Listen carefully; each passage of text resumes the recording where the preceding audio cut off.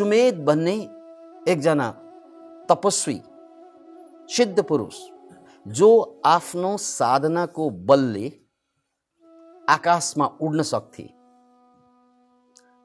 त्यही बेला दीपंकर भन्ने बुद्ध पुरुष धरतीमा जन्मनु भएको थियो। दीपंकर बुद्ध फुल्ली इनलाइटेन्ड बिइङ्स भयो, मुक्त पुरुष। अनि सुमेध त्यो बेला बहुत बडा तपस्वी र उनले सिद्धि प्राप्त गरेका थिए, थरीथरीका सिद्धि। सिद्धि भनेको साइकिक एबिलिटी, जसलाई इङ्ग्लिसमा भनिन्छ, त्यो साधना गर्दै जाने क्रममा साधकलाई मुक्त हुन अगाडि एकपछि अर्को सिद्धि प्रकट हुँदै जान्छ, रिद्धि सिद्धि। त्यसमा एउटा सिद्धि हो आकाशमा उड्ने सिद्धि। दीपंकर बुद्धको पालामा सुमेध भन्ने तपस्वीले साधनाको बलबाट सिद्धि प्राप्त गरेका थिए। सिद्धि प्राप्त गर्दा तपाईँ हामी सबै सामान्य मान्छेभन्दा धेरै माथि पुगिसकेका हुन्छौँ, किनकि सामान्य मान्छेले जो कुरा सोच्न सक्दैन, सिद्ध पुरुषले त्यो कुरा गरेर देखाउन सक्छ। सामान्य मान्छेलाई त्यो सोच्न गाह्रो हुने कुरा, कल्पना गर्न गाह्रो हुने कुरा सिद्ध पुरुषले प्रकट गरेर देखाइदिन्छ। अतः आकाशमा उड्नु, त्यसपछि त उनलाई सबैले गुरु मान्नु स्वाभाविकै हो, सबैले उनको तारिफ गर्नु, उनको पछि लाग्नु स्वाभाविक हो। तर सिद्ध हुनु भनेको मुक्त हुनु होइन, यो कुरा पुनः याद राख्नुहोस्। सिद्ध हुनु भनेको शक्तिताउनु हो, मुक्त हुनु भनेको आफ्नो मनको व्यथा वेदना, अर्को शब्दमा मनबाट नै मुक्त भएपछि बल्ल जीवात्मा परमात्मामा विलय हुन्छ। बौद्ध भाषामा भन्नुपर्दा शून्यताको बोध हुन्छ या शून्य अस्तित्वको बोध हुन्छ। यो अन्तिम दशा हो जहाँ कुनै दुःख रहँदैन जीवनमा। तर यो मान्छेले बुझ्दैन, शून्य भनेको बुझ्दैन, मुक्ति भनेको पनि बुझ्दैन। बुझ्ने कुरा त सिद्धि नै हो, आकाशमा उडिरहेछ, ओहो वाह, छक्क लाग्छ। अब मुक्ति भनेको त भित्रको दशा हो, दुःखबाट मुक्ति। अनि यो जतिसुकै सिद्ध भए पनि, जतिसुकै शक्तिशाली भए पनि, सबैले तपाईँको अगाडि टाउको झुकाए पनि आफ्नो दुःख त आफैसँग छ। मुक्त नभएसम्म दुःखले छोड्दैन, अहङ्कारले छोड्दैन। त्यसकारण जीवनको अन्तिम उद्देश्य भनेको सिद्धि प्राप्त होइन, मुक्ति प्राप्त। जसरी वैज्ञानिकहरूले अहिले वैज्ञानिक सिद्धि प्राप्त गरेर त हामी जुममा जोड्न सक्यौँ, यो पनि सिद्धि नै हो। सामान्यतया सम्भव छैन, यो भौतिक सिद्धि नै हो। सामान्य मान्छेले सक्दैन, तर वैज्ञानिकहरूले सक्छन्। अब यो जुम बनाउने, इन्टरनेट बनाउने मान्छेले खर्बौँ कमाए, उनीहरू विश्वविख्यात भए, तर उनीहरूको मनको दुःख, स्वास्नीसँगको झगडा या लोग्नेसँगको झगडा जस्ताको तस्तै, केही फरकै पर्दैन। जबसम्म अहङ्कार हुन्छ तबसम्म अरू मान्छेसँग तपाईँको टकरार हुन्छ, द्वन्द्व हुन्छ र यसले तपाईँलाई दुःख दिइ नै रहन्छ। त्यसैले वैज्ञानिकहरू जतिसुकै मास्लो अवस्थामा पुग्दा पनि उनीहरू मानसिक रूपमा सामान्य मान्छेकै सरह हुन्छ। उनीहरू पनि रिसाउँछन्, उनीहरू पनि झगडा गर्छन्, उनीहरूले पनि डिभोर्स गरिरहेका हुन्छन्। सबै समस्या सामान्य मान्छेले झेल्ने मानसिक समस्या उनीहरूले पनि झेलिरहेका हुन्छन्। फरक के, उनीहरू वर्ल्ड फेमस हुन्छन्, उनीहरूले नोबेल पुरस्कार पाउँछन्, उनीहरूसँग पैसो हुन्छ, यति मात्रै। तर दुःख सामान्य मान्छेको र वैज्ञानिकहरूको उस्तै हुन्छ। यो वैज्ञानिकहरूको कुरा मैले किन सम्झाएको भन्नाले सिद्ध पुरुष र वैज्ञानिक उस्तै उस्तै हुन्छ। सिद्ध पुरुषले भित्रैबाट शक्ति प्राप्त गर्छ, वैज्ञानिकहरूले बाहिरबाट प्राप्त गर्छ, कुरा त्यति मात्रै। अनि अक्सर सामान्य मान्छेहरू झुक्किन्छन्। कहाँ झुक्किन्छन्? उसलाई के सिद्ध पुरुष के मुक्त पुरुष थाहा नै हुँदैन। कोही साधकमा अलिकति सिद्धि प्राप्त हुनासाथ अरू मान्छेलाई त के लाग्छ त भन्नाले यो त पुग्यो, अब यो गुरु भयो, एनलाइटेन्ड भयो। होइन, गुरु हुनलाई, एनलाइटेन्ड हुनलाई आफै सबै दुःखबाट मुक्त हुनुपर्छ। र त्यो सिद्धिले हुँदैन। अतः दीपङ्करको समयमा दीपङ्कर मुक्त पुरुष, सुमेध सिद्ध पुरुष। अनि सुमेधले देखे दीपङ्करलाई, देख्न साथ बुझे ओहो मैले त उड्न पो सकेँ, तर दुःख त अहङ्कार त उही हो, राइट। त्यसकारण मैले यिनलाई गुरु बनाउनु पर्छ। मैले जतिसुकै ठुलो शक्ति हासिल गरे पनि यो शक्तिले दुःख मेटेको छैन, त्यसकारण मैले यिनलाई गुरु बनाउनु पर्छ। अनि सुमेधले दीपङ्कर बुद्धलाई पछ्याउँछ र दीपङ्कर बुद्धको शरणमा गइसकेपछि उनको अब मुक्तिको साधना सुरु हुन्छ। त्योभन्दा पहिला सिद्धिको साधना थियो। सिद्धिको साधनाले शक्ति उत्पादन गर्छ, मुक्तिको साधनाले दुःखैबाट मुक्ति दिन्छ सधैँको लागि, अहङ्कारबाट मुक्ति दिन्छ सधैँको लागि। अतः त्यहाँबाट कथा सुरु भएको रहेछ। कसको? सिद्धार्थ गौतमको कथा। यो 500 वर्ष अगाडिको कथाहरू खुल्दै गएको, एकपछि अर्को, अर्कोपछि अर्को। अब तपाईहरू यसमा बढी चासो राख्नुहुन्छ भने जातकमाला भनेर किताब किन्न पाइन्छ। जातकमाला, त्यो जातकमा बुद्धका पूर्वजन्मका कथाहरू सङ्ग्रहित भएका छन्। अनि यो कथा बुद्धकै मुखारविन्दबाट निश्रित भएका कथा हुन्। यो 500 जन्म अगाडिका कहानी, 500 जन्मसम्मका कहानी कुन बेला प्रकट भयो भन्नाले जब उनी साधना गर्दा गर्दा जुन रात उनी एनलाइटेन्ड भए, मुक्त भए वैशाख पूर्णिमामा, त्यही बेला यो कुरा पनि पूर्वजन्मका खुल्दै गएका हुन्। यो बुद्धको प्रसङ्ग जोडेँ मैले। आज भोलि पूर्वजन्म पुनर्जन्मको कुरालाई कसरी बुझ्ने त आजको सन्दर्भमा? किनकि जबसम्म अनुभव गरिँदैन तबसम्म पूर्वजन्म भनेको छ कि छैन थाहा हुँदैन। यो त कथा हुन्छ, दन्त्य कथा, फिक्सन हुन्छ। कोही मान्छेले आएर मैले पूर्वजन्म देखेँ भन्दा अथवा मलाई थाहा भयो भन्दा यहाँलाई त्यो कथा हुन्छ, किनकि आफ्नो अनुभव नभएसम्म त्यो कथा मात्रै हो। अथवा कसैले भ्रमवश पनि, कोही मान्छे दिमाग खुस्किँदा पनि यस्ता कुरा गर्न थाल्छन्। फेरि दुवै सम्भावना छ। कसैले साक्षात्कार गरेरै बोल्छन्, कसैले खुस्किएर बोल्छन्, कसैले अरूलाई झुक्याउनलाई, ठग्नलाई भन्छन्। फेरि व्यापारको दुनियाँ हो, त्यसो भनिरहँदा अरूलाई प्रभावित गर्ने हिसाबले पनि भनिरहेको हुन्छ। अनि उद्देश्य तरिका धेरै किसिमका हुन्छन्। अहिलेको सन्दर्भमा पूर्वजन्मका कुराहरूलाई बुझ्ने एउटा तरिका के हो भने यहाँहरूले या हामी सबैले बेला बखत सुन्नमा, अखबारमा, अहिले त सोसियल मिडियामा के आइरहेको हुन्छ भने फलाना ठाउँमा जन्मेको बच्चाले सानै उमेरमा आफ्नो आमा बाबा यिनीहरू होइनन् जसले पाले, मेरो घर अर्कै ठाउँमा छ, मेरा बाबा आमा अर्कै हुन् भनेर दाबी गर्ने गर्छन्। र यो दाबी गरिएका कुरा, कतिपय कुरा अघि जस्तै यो पनि ठगी खाने भाँडो हुन्छ कति मान्छेलाई। कतिले यो कन्फ्युजनको कारणले, दिमागको बिमारीको कारणले पनि यस्ता कुरा गर्छन्। समस्या यहाँनिर यस्तै हुन्छ। तर कति कुराहरू जेन्युन हुन्छ। जेन्युन भनेको सत्य हुन्छ।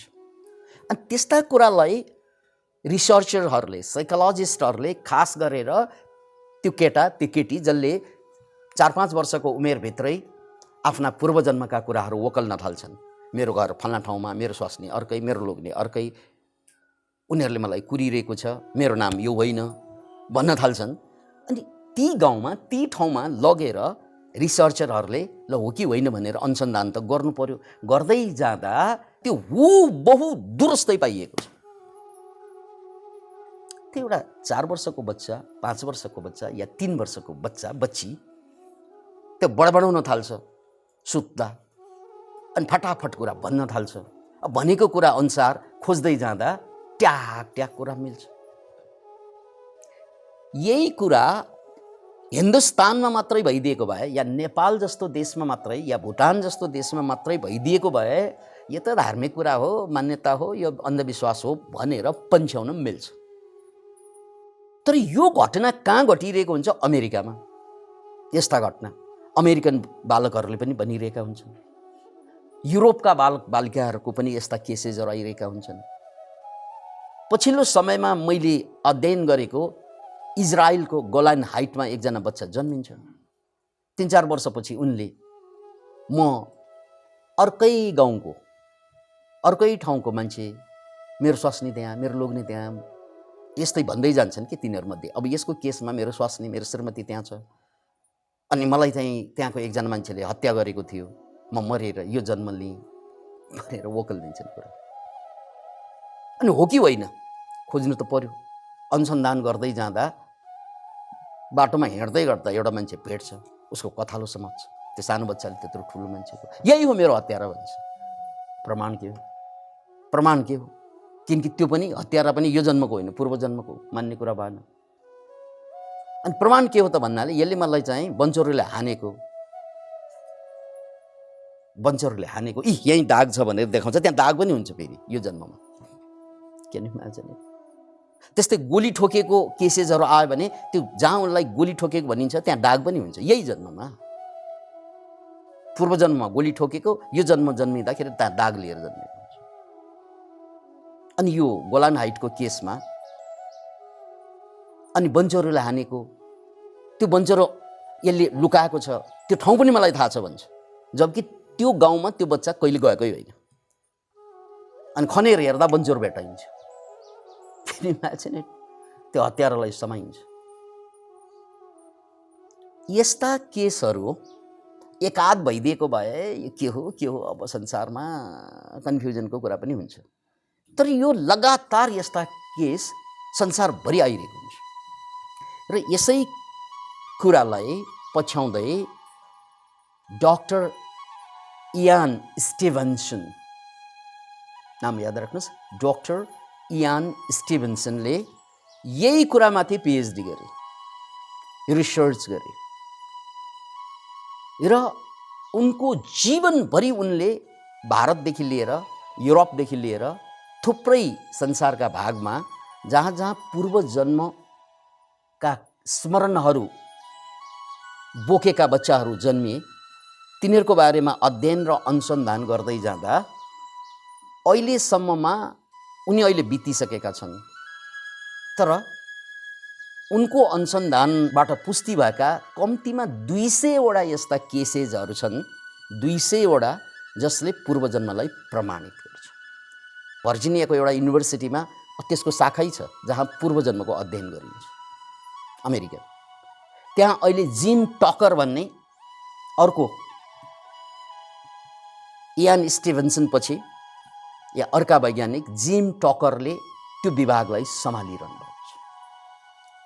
र त्यो विभागको, त्यो युनिभर्सिटीको दाबी के छ त भने पूर्वजन्म सत्य हो, किनकि उनीहरूसँग लाइब्रेरी भरि फाइल छन् अध्ययनको, 40औं वर्षको अध्ययन अनुसन्धानका रिपोर्ट छन् र त्यसको आधारमा पूर्वजन्म सत्य हो। अब एउटा रमाइलो कुरा यससँग जोडेर भनिदिनु पर्दा, पूर्वजन्ममा कसैलाई गोली ठोकेर मारियो, उसको लास जलाइयो, अर्को जन्म लिँदाखेरि जहाँ गोली ठोकेको त्यहाँ दाग लिएर जन्मनु के को परिचायक हो भने पूर्व जन्ममा भएका जति पनि घटना उपघटना जे घटना हुन् त्यसको प्रभाव मनमा त रहने नै भयो, तपाईको चरित्रमा, तपाईको स्वभावमा। कोही कोही बच्चा जन्मिँदा इन्टेलिजेन्ट भएर जन्मिन्छ, कोही कोही लड्डु भएर जन्मिन्छ, कामै नलाग्ने भालुभुत्ते भएर जन्मिन्छ। कहिले सोच्नु भयो हजुरहरूले अमेरिकामा एउटा बालकको नाम आइरहेको छ, 11 वर्षमा युनिभर्सिटीमा गएर पढाउँछन् उनले, 11 वर्षमा। त्यस्तो केस अमेरिकामा मात्र होइन अरू देशमा पनि छन्। अब त्यो ज्ञान उसले कहाँबाट पायो? कहाँबाट पाउँछ यस्तो ज्ञान? भर्खरको कुरा यो, फेरि योभन्दा अगाडि पनि थियो, भर्खर पनि छ। भइरहेको हुन्छ। यत्रो ज्ञान बच्चामा कहाँबाट आउँछ? किनकि ऊ कलेज गएकै छैन। 11-12 वर्षको बच्चा कलेज जाँदैन, कलेजवालालाई पढाउँछ। Can you imagine it? College गएको छैन, कलेजवालालाई पढाउँछन्। अहिले नेटमा खोज्यो भने त्यस्ता थुप्रै बच्चाहरू पाइन्छ। वाइ? यसलाई इन्फेन्ट प्रोडिजी भनियो। विलक्षण बालकहरू जस्तै सङ्गीतकार मोजार्ट 4 वर्षदेखि उनले यस्ता यस्ता सङ्गीत बनाउन थाले, सिम्फनीहरू, जो चाहिँ 40 वर्षकोले पनि बनाउन नसक्ने बनाउन थाले। 40 वर्षसम्म सङ्गीत साधना गरेर पनि ननिस्कने धुनहरू उनले निकाल्न सक्ने 4 वर्षमा। 6 वर्षमा कन्सर्ट दिन सक्ने, कन्सर्ट 6 वर्षको उमेरमा कन्सर्ट दिन सक्ने त्यो क्षमता थियो मोजार्टको। यसलाई भनिन्छ इन्फेन्ट प्रोडिजी। यस्ता बालकहरू हरेक क्षेत्रमा दिग्गज बालकहरू पनि जन्मिने गर्छन्। यसको कुनै साइन्टिफिक लजिक छैन। छ लजिक हुन्छ यसमा, किनकि ऊ कलेज गएको होइन, अध्ययन गरेको होइन। मोजार्टको कुरा गर्ने हो भने त्यत्रो उसले अभ्यास गरेको होइन, रियाज गरेकै होइन, तर क्षमता कहाँबाट आयो? यसलाई साक्षी मान्दा यो पूर्व जन्ममा उनले गरेको साधना, सङ्गीतको साधना, त्यसको अवशेष, त्यो शरीर त मर्यो तर त्यो प्रोग्राम जुन छ नि, उनले जुन सिकेका कुराहरू त्यो मर्दैन। That is the meaning of life. Why it is the meaning? तपाईँले यो जन्ममा, विद्यमान जन्ममा जे गर्नुभयो नि त्यो तपाईँ मर्दा पनि सकिँदैन। That is the meaning of life. त्यसकारण जिन्दगीको अर्थ के हो भन्नाले जिन्दगीको अर्थ हो आफूलाई खार्दै जानु, तिखार्दै जानु। हामी त पैसा जम्मा गर्दै जाने, त्यो जुन छुट्छ। कति भ्रममा पर्यो मान्छे। अनि पैसा पनि के को लागि जम्मा गर्ने भन्दा खुसीको लागि, जुन कहिल्यै हुँदैन। अनि विकासन नहाँसे त्यो कुराको लागि मरिमेटेका छौँ जो मरेपछि एउटै साथ चल्दैन, होइन र? अहिले पनि गरेर मान्छे मेरो धन मेरो पेट, अरे यार यो त सबै कुरा छुट्ने कुरा हो। अनि यो जन्म सकेपछि अर्को जन्मले कुर्दैछ तपाईँलाई, एभ्रीबडी। अनि त्यो अर्को जन्ममा पनि यो जन्ममा तपाईँ पीडित भएर, दुखी भएर, कन्फ्युज भएर, रोगी भएर मऱ्यो भने प्रोग्राम त्यहाँ। यसलाई यसरी बुझौँ। तपाईँसँग मोबाइल छ, थोत्रो भयो, उदाहरण। तपाईँसँग मोबाइल छ, थोत्रो भयो, तर त्यसमा तपाईँले धेरै प्रोग्रामहरू त्यहाँ सुरक्षित राख्नु भएको छ। अब यो थोत्रो मोबाइल तपाईँलाई काम लाग्दैन, अनि तपाईँले बजार जानुहुन्छ, नयाँ मोबाइल किन्नुहुन्छ, अनि त्यो तपाईँको जुन प्रोग्राम छ नि, तपाईँले सेभ गरेर राख्नु भएको प्रोग्राम, तपाईँले त्यहीँ फाल्नुहुन्छ कि अर्को नयाँमा सार्नुहुन्छ? That's it. यति त थाहा भयो नि। मोबाइल पो फेरियो, प्रोग्राम त फेरिएन नि गाँठो। मोबाइल फेरिन्छ तर प्रोग्राम तपाईँले सार्नुहुन्छ नि। ए मेरो फोन नम्बर हराउँछ, त्यो सारिदेऊ भन्छ नि। हो, मेसेजहरू हराउँछ, सारिदेऊ भन्नु हो। मेसेज देख्नु भएको छ? देखिँदैन नि मेसेज, वेब हो नि त्यो त, त्यो सारिन्छ, राइट? अनि नयाँ मोबाइलमा त्यो मेसेज जान्छ। त्यस्तै यो शरीर मोबाइल भनेर बुझ्नुहोस्। It is just a mobile. थोत्रो भइसक्यो, अब सेकेन्ड ह्यान्ड भइसक्यो अलरेडी, बिस्तारै थर्ड ह्यान्ड हुन्छ। त्यस कारणले घरमा कसैले वास्ता गर्दैन, सेकेन्ड ह्यान्ड भइसक्यौँ हामीहरू। थोत्रो चुत्रो भइसक्यो। अब यो फेरिन्छ एक दिन, त्यसलाई मर्नु भन्छ। त्यो बेला तपाईँले जुन प्रोग्राम अहिले सेभ गर्नुभयो नि, डेटा, के मानसिक रोगको डेटा, अर्को जन्ममा पनि सानैदेखि त्यो बिउ लिएर जन्मिदिन्छ तपाईँले। किन मान्छे नि यो जन्ममा तपाईँ बहुत राम्रो भएर मर्नुभयो, बहुत राम्रो भएर, चाहे चाहिँ सङ्गीतमा, चाहे साहित्यमा, चाहे कलामा, चाहे कुनै पनि विधामा, चाहे अध्यात्ममा, त्यो बहुत राम्रो भएको कुरा त्यो त प्रोग्राम हो तपाईँको। त शरीर जान्छ, त्यो प्रोग्राम अर्को शरीरमा सर्छ। Can you imagine? त्यसकारण जिन्दगीको मिनिङ के त भन्नाले आफूलाई तिखार्नु। हामी त अरूलाई ठग्नु, अरूलाई लुट्नु, अरूलाई दबाउनु, घुस खानु, बेइमानी गर्नु, घर ठड्याउनु, गाडी चढ्नु, यार यो बाहेक केही देख्यौँ हामीले जिन्दगीको मिनिङ? नो। अनि भन्दै छु, जसरी तपाईँ मर्नुहुन्छ त्यो प्रोग्राम सर्छ। त्यसकारण कति बच्चाहरू सानो बेलामा पागल बच्चा जन्मिँदैन, तर मेन्टल्ली ड्यामेज भएका बच्चा त जन्मिन्छ नि, जन्मिँदैन? कति घरमा मेन्टल्ली रिटार्टेड बच्चाहरू जन्मिँदैछ, किनकि त्यो प्रोग्राम सर्दियो क्या। यो कुरा बहुत गम्भीरताका साथ बुझ्नुपर्ने, because you died with the program. तपाईँ कसरी मर्नुभयो भने बहुत नेगेटिभ प्रोग्राम लिएर मर्नुभयो, बहुत कन्फ्युज भएर मर्नुभयो, बहुत बलात्कारी भएर मर्नुभयो, अत्याचारी भएर मर्नुभयो, खुसा भएर मर्नुभयो, फटा भएर मर्नुभयो। मोबाइल सर्छ अब अर्कोमा, अर्को जन्ममा पनि। अनि सानैदेखि यो प्रोग्रामले तपाईँलाई काम गर्न थाल्छ।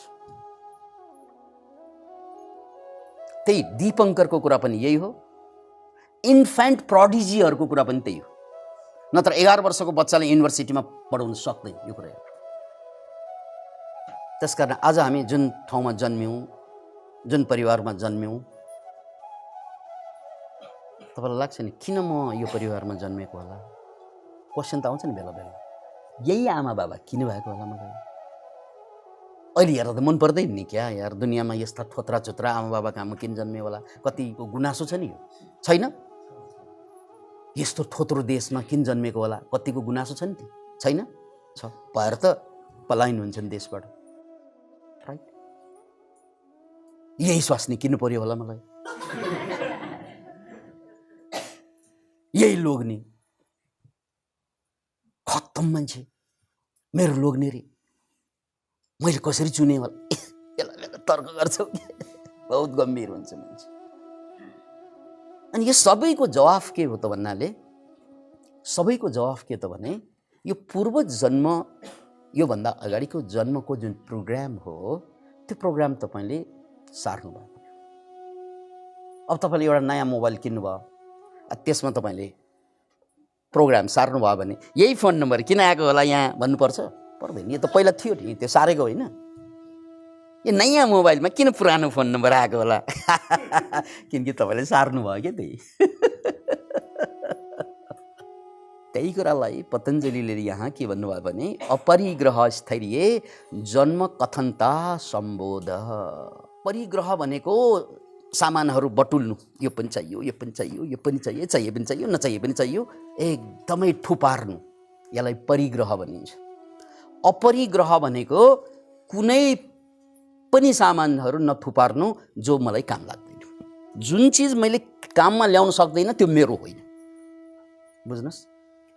मैले काममा लिन नसक्ने मैले त्यसलाई थुपारेँ भने त्यसलाई जतन गर्दै मलाई टेन्सन हुन्छ, हो होइन भन्नुहोस् त? लुगा होस्, जुत्ता होस्, श्रीमती होस्, श्रीमान होस्, छोराछोरी होस्, ती काम नलाग्ने, मैले काम लिन नसक्ने चिज सबै मेरो लागि गाह्रो बन्छ, हो होइन? श्रीमानै पनि त्यही हो, काम लिन सकेन भने गाह्रो। श्रीमती त्यही हो, काम लिन सकेन भने गाह्रो। छोराछोरी त्यही हो, काम लिन सकेन भने गाह्रो। काम लिन सकेन भने सबै गाह्रो हो, त्यसलाई सम्हाल्दै पीडा। त्यसकारण अपरिग्रह भनेको मैले त्यति मात्रै स्वीकार गर्नु जतिले मेरो काम चल्छ। त्यो त साधकको एउटा अवस्था त्यस्तै आउँछ जहाँ मलाई केही पनि चाहिँदैन, किनकि आँखा बन्द गरेको छु, आनन्द आइसकेको छु। आँखा खोलेपछि भोजन छँदैछ, दिशा लाग्यो भने टोयलेट छँदैछ, निद्रा लाग्यो भने ओछ्यान छँदैछ, अनि खुसी चाहिँ आँखा बन्द गरे पुग्छ। अब चाहियो के? ल भन्नुहोस्। पढाइ नै, अरू त यो अक्रम बक्रम खक्रम केही चाहियो? केही पनि चाहिँदैन। अनि यसरी बुझ्दैन यो लोभी मनले, किनकि प्रोग्राम त जन्मौँदेखि सार्दै आएको छ। फेरि लोभी भएरै मरे थियो, त्यसकारण यो जन्ममा जति ट्राई गरे पनि उद्धार बन्नै सकेको छैन। अब कोही कोही मान्छे फेरि उद्धारै जन्मिन्छन्, बहुत उद्धार हुन्छन्, किनकि उसले पूर्व जन्ममा सारेको होला। यही भनेको तपाईँको पूर्व जन्म कस्तो छ भन्ने कुरा तपाईँको यो जन्ममा बहुत अपरिग्रह, तपाईँले चाहिने भन्दा बढी चिज चाहिँ कुनै पनि चिज युज नगरिँदा मन शान्त हुन्छ। मन कम्प्लिटली शान्त हुँदा पूर्व जन्म के हो ठ्याक्कै प्रकट हुन्छ। मैले यहाँ प्रसङ्गवश राम उप्रेती भाइलाई सम्झिरहेको छु पुनः। त्यो भाइले केही समय अगाडि हामीलाई अमेरिकाबाट एउटा क्यामेरा पठाइदिनु भएको थियो यो सुटिङको लागि। झन्डै नेपाली पैसा 5 लाख पर्ने। त्यो भनेको ठुलो कुरा त होइन, 5 लाख रुपियाँ भनेको के ठुलो कुरा हो भन्न त मिल्छ। तर त्यो भाइले त्यो 5 लाखको क्यामेरा ऋण लिएर चाहिँ किनिदिनु भएको सुन्दा मेरो आँखाबाट आँसु झऱ्यो। पैसो आफ्नो थिएन, यहाँ आफ्नो लागि होइन, यो त सबैको लागि भयो। त्यो पनि नभएको पैसा क्रेडिटमा क्यामेरा किनेर पठाउँदा आँसु झऱ्यो आँखाबाट। कोही कोही मान्छे त्यस्तो हुन्छ, कोही कोही सुक्खो निकाल्न तयार हुँदैन। कथा पुरानै पर्यो क्या।